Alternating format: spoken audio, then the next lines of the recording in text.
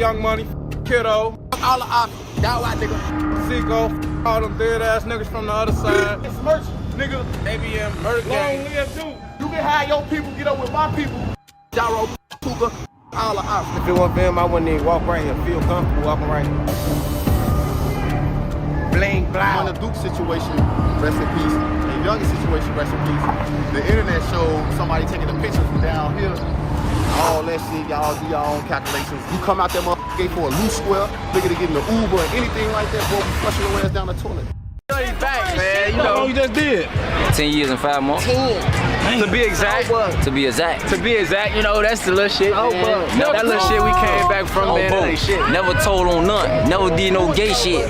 A lot of niggas can't say that, you feel me? Oh, bro. Man, 10 years, long ass time. Long ass time, though, but a lot of niggas be folding, though. A lot of niggas, look, a lot of niggas in the rap got shit on their name, you feel me? Oh, bro, they trying to hide behind that shit, like, you can't hide behind that shit. What's in the light come to the dark, you feel me? Do you think some niggas for certain hood, like, some niggas be knowing their home be snitching, they be trying to, like, keep that low key? Hey, I ain't gonna say, but I swear to God, there's niggas out here like this, man.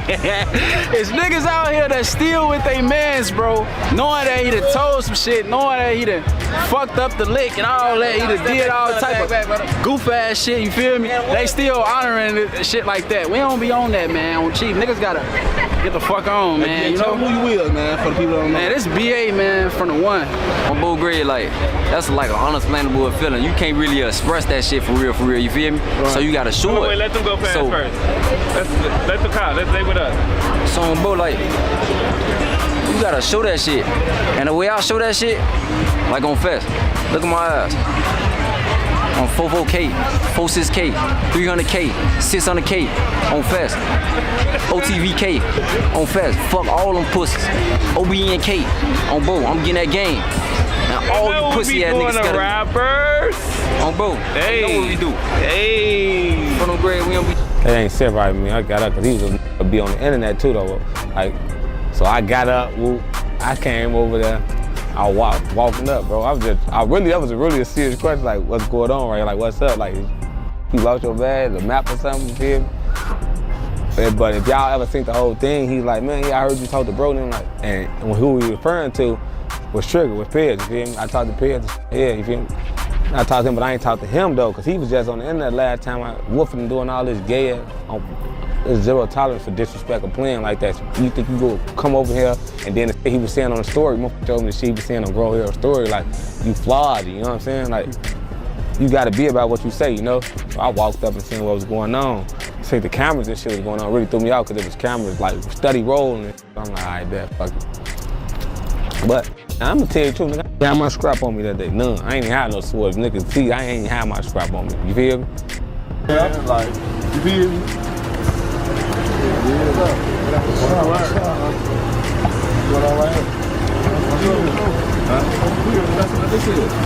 What's your name?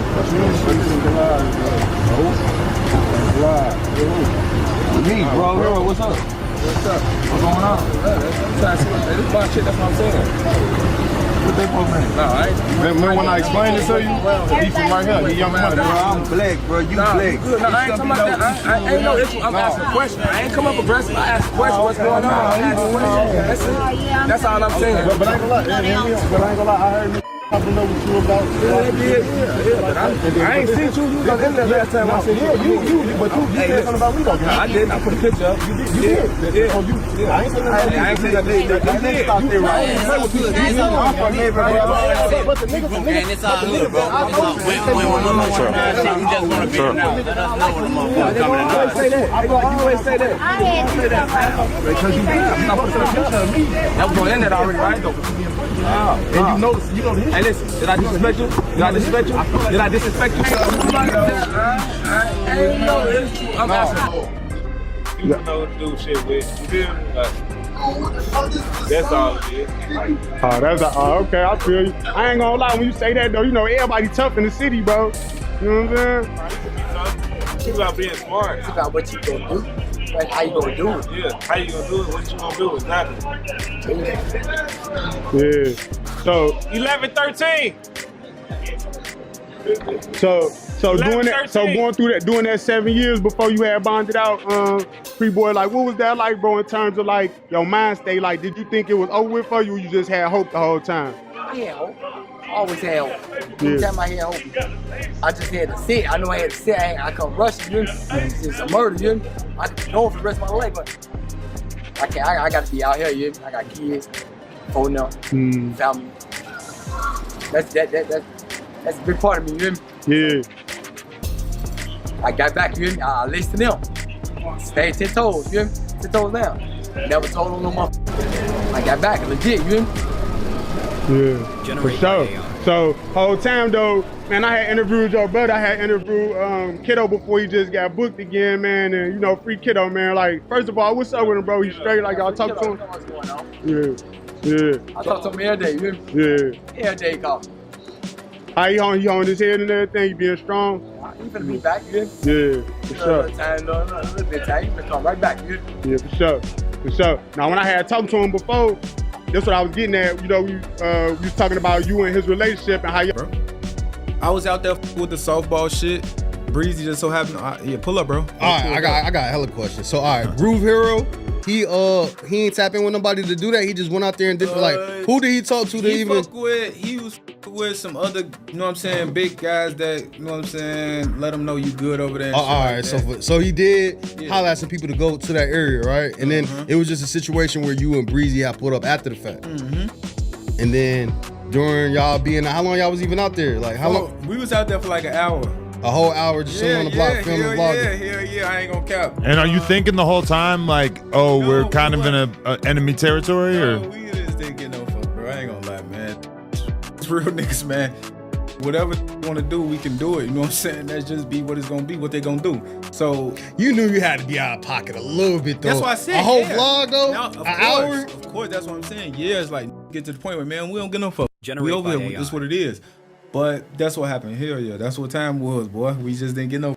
All right, and then so in the midst of y'all having that conversation with Grove Hero, y'all was even talking about like shit, the piece of Chicago's going. You know what I'm saying? Hey, now that is a big thing. This what a lot of don't know. They see the videos be, oh man, them look like that. They look like this. Nah, bro. Certain situations shit happening and addressing it. So Breezy and Grove Hero on some positive shit, and he talking to Breezy about it and trying to see where he at with it. Yeah. And Breezy basically matching his energy like, yeah, for motherfucker be trying to do certain shit, but don't be, you know what I'm saying, just want that get back, folk, and letting them know the real. Yeah. But Breezy is trying to match the energy like, yeah, folk, dude want to get on some, you know what I'm saying, player shit. We should be doing this, should be doing that. So it was more than just positive type shit. That's what Grove Hero was on with they vlogging. They was trying to say, we need to be doing this, doing nothing. We need to be doing more positive shit, man, doing for the community. We need to be, man, all that killing each other, that shit over. Y'all see how this shit can come. So that was the energy, bro. Yeah. And with that being said, in the midst of y'all having that, in the midst of that, all right, motherfucker see dude and them walking up. I'm on top of my seat. See, but hold on. Before you say that, okay. I was a little disappointed in you though, cause I seen you look at the. There's a still shot of you like pause it down, and you looked at them for a little bit, and if that was on timing like that, like you ain't giving, like you let Breezy and them sit there. He was mad at you like you was supposed to like at least alert, but you. 1:27 in the afternoon, broad daylight. The sun is high. Traffic is moving on 51st. It's supposed to be a regular Friday. Lil Marc is at the bus stop near the 300 block. He feels safe. He's in his zone.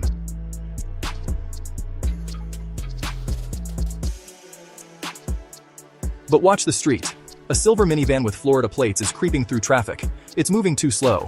The window rolls down, and the air changes.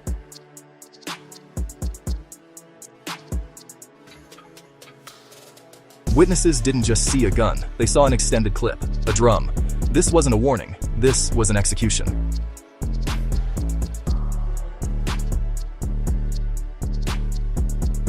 What y'all on? Alright. That L shit. Uh-huh. What up? Out here. I'm on fast, boy. I been out here. I can't help it. Your money, we out here. See the word, it's on here. Falling like an athlete. Bitch, can't help it.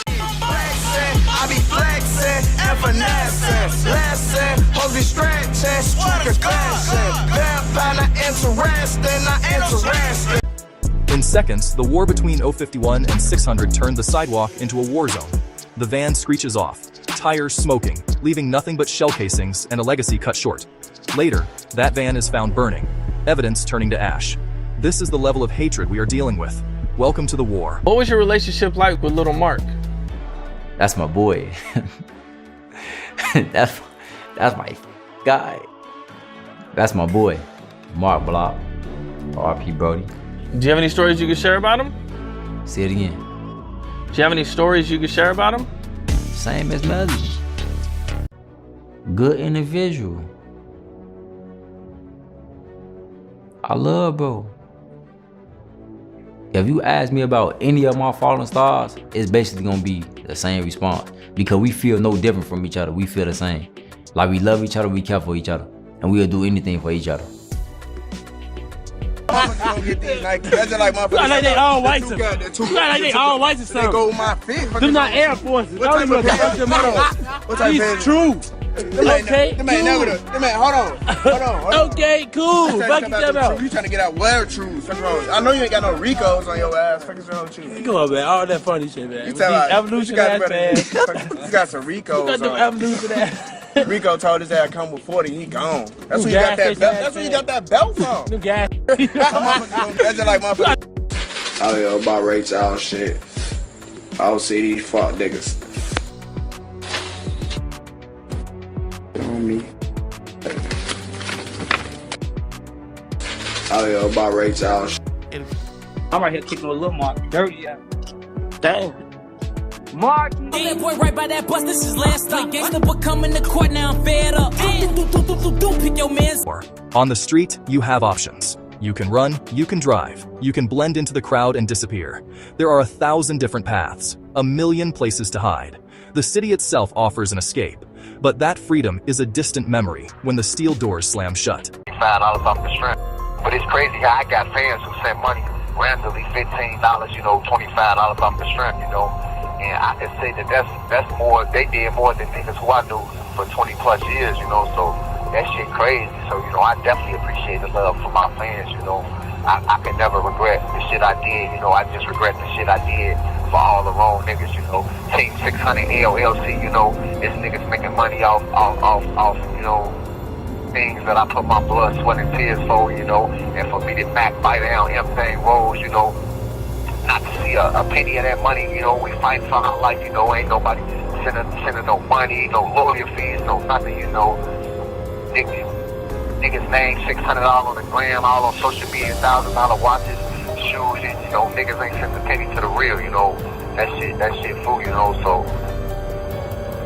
that shit fool, from the grave, niggas don't keep shit 600, niggas do shit for the media, that's that clout shit, like niggas try to portray on Instagram like they standing on shit by saying names and songs and by posting niggas, but niggas need to start posting JK receipts and lawyer receipts, on for them niggas and niggas don't stand on no business, that clout shit is disease, that shit like AIDS, man. I ain't never been for real. I got a couple homies over there. Rock, I fuck with Rock here. That's the only motherfucker I really know. And folks and them that be rapping with folks. Other than that, I ain't never really been though. Y'all want a motherfucker over there. Bad, that's all y'all say. That's all y'all say. UK. I think that's the only motherfucker fuck with me. Let me know, is that true or not? Is that true or not? Rondo, we just wait, man. Rondo will be back real soon. He gonna pop out like Blast just did. Nobody know. Before them pop out rich. Y'all will never see it. Till I get all in the LA we trust. You won't see me on that motherfucker.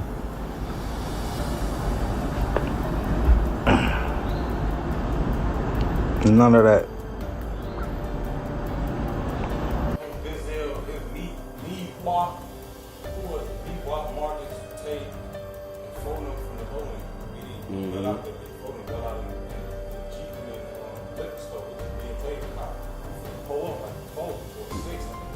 Yeah, like a 6. Phone up, we instantly get that. I dropped the pop out the car. He dropped the pop out the car, that bitch get that roll. That bitch roll under like 4 cars. Folks instantly fell out the car. Whole time he fell out the car. You feel me? I instantly see him turn his antennas right up. He instantly look. He instantly hold up. So I fell out the car because he looked like there was some confrontation. The whole time it's Inky D and some other two. It's Inky D, Tenno, and Dutch right now. Tenno Dutch. B, he look like he seen a ghost. On J Monroe. Now Dutch and Tenno, they always been like the guys. They never was with the fuckery. So when I seen phone them, it was like, this the guys, you know. I still top it up with Dutch and Tenno to this day. But when I seen Inky D on my dead sister, nigga on J Money, that man thought he seen Casper, goddammit. He thought he seen Freddy Krueger, the Boogeyman, all type of scary ass, the Jeepers Creepers on. Right, and at the time his name was Tay600. They were saying that he snitched on Rondo number 9. And then I believe he cleared himself. But what was like, you know what I'm saying? Did he clear himself? I stayed out there, gang. I'm still, as long as, you know, I stayed out there, gang. I ain't gonna lie to you. Cause it really ain't no paperwork to show, so I'm not gonna throw rat on your name, gang, and you know, I'm still, so whatever they do, they gotta do. But I ain't gonna lie to y'all, I've been getting into it though. I've been trying to get the paperwork myself, so all this in. Right. On some grown boss, I'm trying to get this myself. So that I think you said that Trigger had, you called him a snitch? No, it was Damo. You called Damo a snitch? Who you snitched on? Man, they got their little shit going on, you know. I ain't trying to be in this bitch like BA. I'm decent. What did BA do that you didn't like? I don't know. I just felt like coming on the podcast, that's what he did. Shit, if you know you hot like that, I ain't saying that man did anything. I don't know what's going on, but yeah, if you know him, like you was saying, he was on a podcast saying like he on the run for years and shit. He said he told us that he been on the run for like 8 years and shit. You getting yourself investigated. Wait, but he didn't tell it. Nez said that he was on the run for years, but BA, he didn't mention anything about being on the run, right? Oh, one of them said. And then a lot of people saying like y'all got him booked and like, nah, man. People do shit and you not like Smirk or Drake or Future. Nobody gonna really know you until they see your face. Like, oh, that's that dude. That shit could happen 40 years ago and you got on the camera. Don't jump a big ass platform. So people that probably was around when that shit happened saw him like, that's that dude that, and you know. But you're not worried about getting in trouble for. You said a lot of shit. You said Damo was a snitch. You said clothes be looking goofy. Cheesy, yeah. Why you say that? I was talking about Trigger. What that nigga be wearing? You see yourself, shit. I ain't never seen. I don't even know who he is, to be 100. Yeah. Just some cheesy shit, bro. Now that you brought up clothes, your dad used to sell clothes. Cause I remember Ruger used to always say on the song, he like something about your daddy my van. Brother did it. My brother did it. Oh, word. Yeah. Steve dad? Yeah. He sold clothes for a living or something? He used to. Yeah. Never wore that shit, man. They just troll because they. What's wrong with the clothes though? Why you ain't wearing it? They want them official. Some people on Lil Steve, everybody bought that shit from him, gang. Like that Hang With Me video, the P. Rico nigga, the belt around his head, that was the shit from him. All that shit back then. Who the was affording Gucci and shit back then? Come on, gang. This me you talk to from the trenches live. Fake niggas, nigga. Who did an interview? I don't even want to say the goofy name on this bitch, folks. I ain't even enter this shit on LA, folks. Niggas don't see the niggas don't know what the fuck I'm talking about. Oh, with some shit going on. Nigga, They want that old 6-0. Hey, nigga talking about they saved me and Inky. How could you save me and Inky? How could you save us? How could you save me and Inky D? The bullies, huh? Stop it. Stop. Hey, you saving the bullies, huh? On Steve. I can't wait till his fat bully ass come home. I'm beating his ass. Breezo. Man, I'ma call you, folks. That's like You know, Breezo for all the bullshit. I don't even mention niggas' name. I'm sitting right here with Lil Nosa. Hey, you hit me? I'm somewhere. Palm trees. I'm running on the right way. Roll this up. This shit. I got on shorts. I don't even wear shorts. For sure. That's what I was saying on Steve Gray. Stop doing all them tap ass interviews.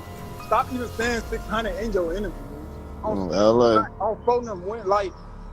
I want to know what's going on. Who you talking about? I'm lost in the sauce on my baby mama. Man, For them girls. long story short, motherfucker say some nigga named Tay was on my ass. About I'm saying fuck Welch. If I did say it, I don't give no fuck about none of that shit, nigga. On my brother, I don't care about none of that shit, bro. I swear to God, bro. I'm still the same man. Any nigga play with me, they know what's gonna happen. I'm still with No. Oh, what, bro? Y'all my go brother, crazy, bro. bro. Niggas crazy, I swear to God, bro. Niggas is crazy.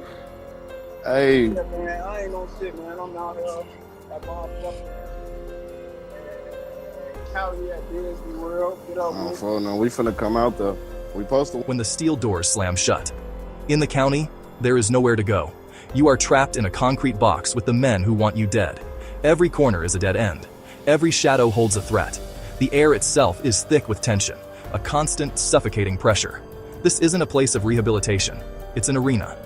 The day room is the Coliseum, and the inmates are the gladiators, forced into a spectacle of survival. Imagine the scene. Division 9.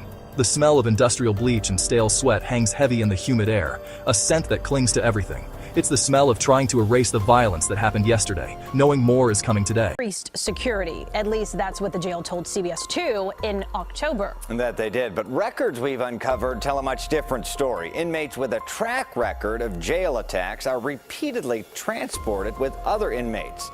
That leads to fights, costing taxpayers a lot, medical bills and lawsuits. Suzanne Lemonnier investigates.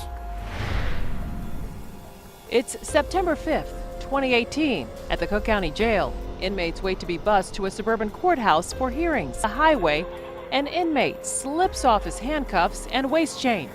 He walks to the back, takes hold of the heavy lock and chain that once restrained him, and swing. First heard of Chiraq in October, when a CBS 2 investigation revealed he was among the inmates consistently escaping their restraints on jail transport buses and using. Liz Paquette says even though it's been nearly 2 months since the attack on her husband, she's still overwhelmed by what happened as he continues to recover from a brutal beating by an inmate. I don't think that any spouse, any wife wants to go through that or get that call. Cook County Jail video obtained by Fox 32 shows Corrections Officer Blair Paquette on March 17th in the day room of Division 9. An inmate, angry that he can't use the microwave, aggressively approaches Paquette, then backs away.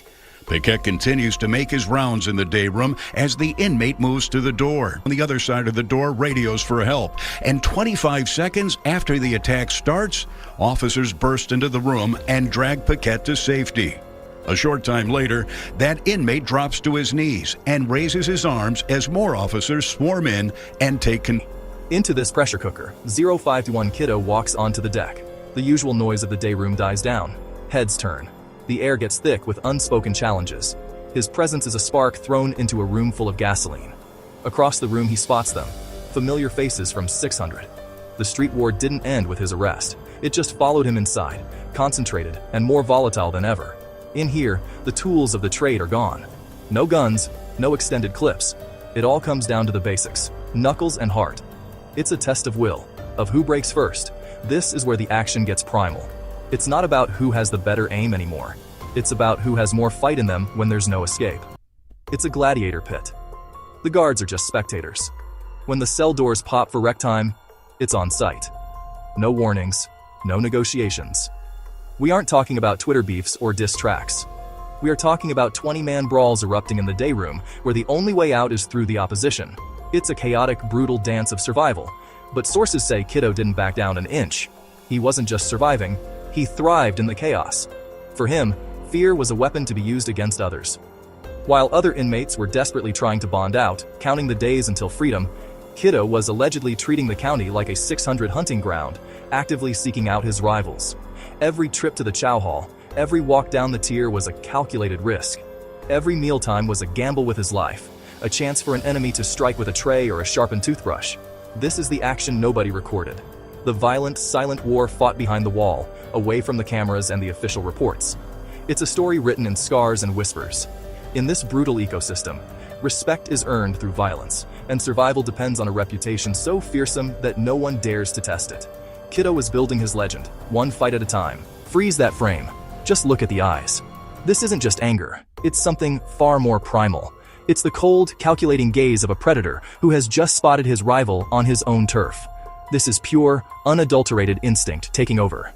We are in the middle of a suburban mall, a place of commerce and family outings. Kids are begging for toys. Families are deciding on lunch, and completely oblivious to them, two demons from a different world have just locked eyes. The normal world fades away, and the laws of the street take over.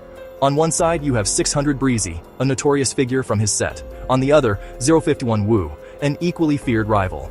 These aren't just two men. They are walking embodiments of a war that has claimed dozens of lives. The tension is so thick, you could cut it with a knife, a silent declaration of war in a public space. Watch Breezy's hands. He's not reaching for a phone or his wallet. He's doing a threat assessment. He's scanning the perimeter, checking his 6, his 9, his 12. Is he alone? Are there shooters in the food court? Where are the exits? Every person in his line of sight is a potential variable in a deadly equation. This is a different kind of action. This is poker with your life. Every breath, every glance is a bet. They're reading each other, searching for a tell. One wrong move, one flinch, one twitch of a hand towards a waistband. And this shopping trip turns into a massacre. The air crackles with unspoken violence. Notice how they circle each other? Like sharks. Neither wants to turn his back. It's a primal dance of dominance and survival. The verbal disrespect is flying, but that's just the soundtrack. The physical threat is screaming. The words are a distraction. The real conversation is happening in their posture, their eyes. They are inches apart, breathing the same air. Close enough to feel the heat coming off each other. This is the point of no return. This is the closest 651 got without bodies dropping. It's pure adrenaline, a chemical cocktail of fear and aggression flooding their systems. You can see the realization in their eyes. I could end this right now. But the cameras are rolling. In this era, every action has an audience, and a life sentence is just one viral clip away. This was a standoff more intense than any shootout because the violence was promised, not delivered. It was a moment of pure, terrifying potential, a ghost of what could have been, forever frozen in time. April 3rd, 2015, the Motor City hit, LilBoo from 600, a general, a man who moved with militant precision. But the streets of Chicago are unforgiving. It's nighttime. He's vulnerable for just a split second. A vehicle pulls up. The action here is instant and catastrophic. There is no conversation, no standoff. The impact of losing LilBoo sent a shockwave through 600 that shattered their structure. This wasn't just another loss. This was the king being taken off the chessboard. The chaos that followed wasn't just grief. It was a power vacuum that led to the bloody summer that followed.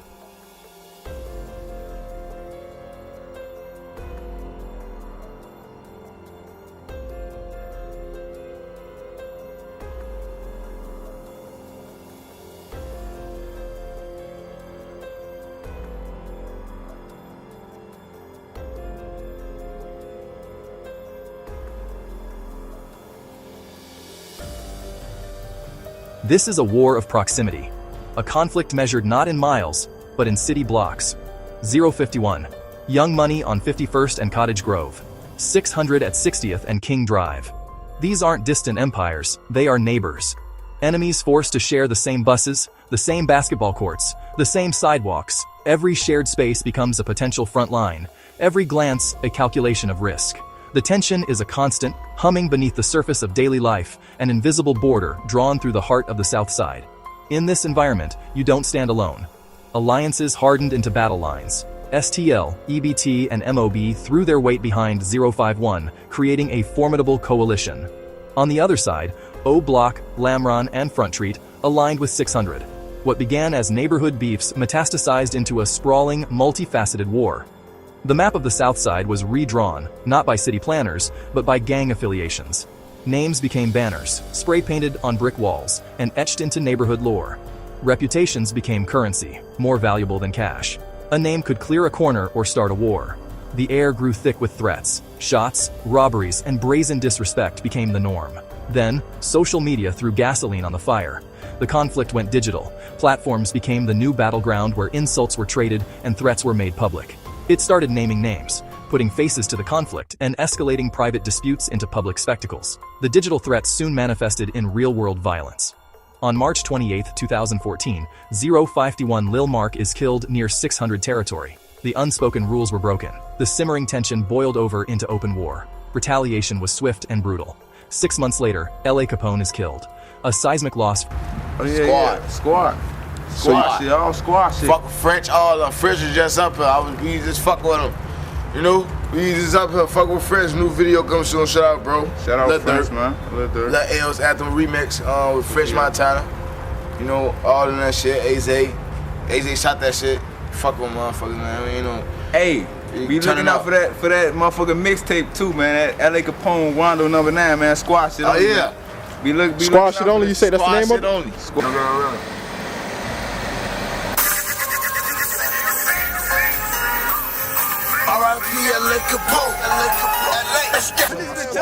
Hey, what the phone at? Let me hear that shit. Alright, just put, you know. There's some shooters in my clip. Rondo, let's go do a hit. I'm about to empty half the clip, but you just lay low in a dip. You know they always be running, I'ma catch them every rip. Be talking sick. Got this way. He can't run from the hollow tips. Can't rap with me. A lot of them niggas won't rap with me. You gotta keep me on the side of me. Try to look at the time, I'm blinded me. Them Glocks, that's my cup. Killed. A seismic loss for 600 and the Chicago music scene. In their grief and anger, 600 turns militant. The mission became singular: revenge. But the streets and the law move in unpredictable ways. A wave of arrests hits 600, taking key members off the board.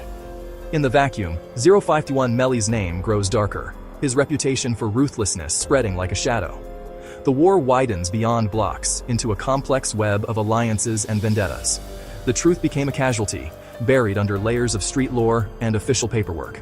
Indictments, surveillance footage, and FOIA leaks offered glimpses behind the curtain. Some rumors were confirmed, solidifying legends. Others collapsed under the weight of evidence, revealing a more complicated reality. Then, on September 1st, 2019, the unthinkable happens. Melly is killed, but not by 600.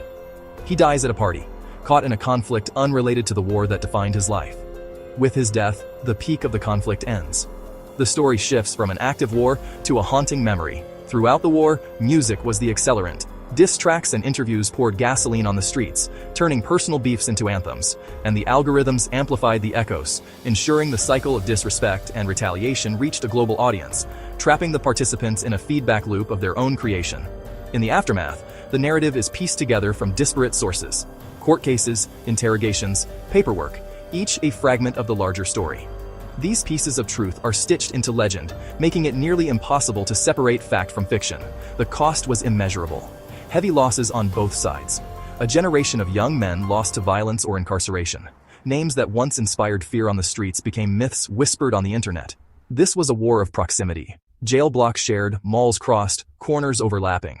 There was no escaping the enemy. They were in the next cell, the next car, the next neighborhood over. Enemies breathing the same air, walking the same pavement. A conflict so intimate, so close, that the line between life and death was measured in blocks.